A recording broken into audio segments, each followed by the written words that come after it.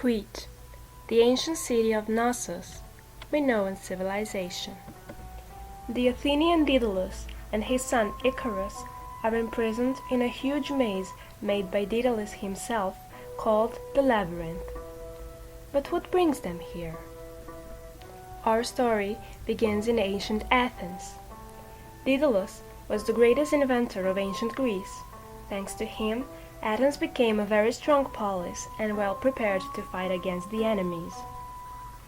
Even though Daedalus was respected and reputable in his hometown, his hunger for glory and fame continued to grow. He had a nephew named Talos, also known as Perdix, who was his apprentice as well.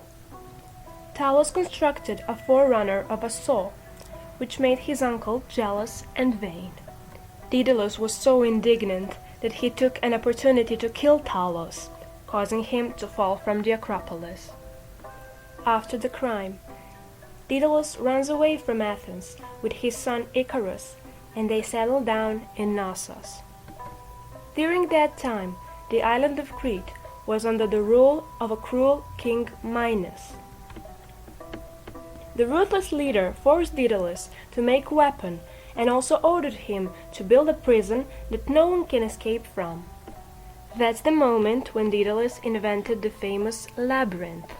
Inside its passages roamed a monster, half human, half bull, called Minotaur. Little did Daedalus know that this very building was made as a prison for young Athenians who had to be sacrificed to Minotaur every year. After realizing that his inventions will be used against his own people, Daedalus refuses to continue working for Minos. As a punishment, the king imprisons him and Icarus in the labyrinth. Father and son were aware that there were no escape nor by the land nor by the sea. The only way out was by the air. Daedalus came up with an idea to make wings out of feathers glued with wax. The legend says that they spent months on that project and actually succeeded. Before the flight, Daedalus warned his son not to fly too low because of the sea, but also not to fly too high because of the sun. Young Icarus forgot his father's warning and thought that he could reach the sun, such as the gods.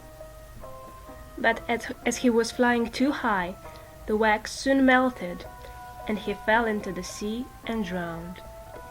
Daedalus found his son's body and buried him in the nearby island, which was named after him, the Icaria, and the sea that surrounds the island, the Icarian Sea.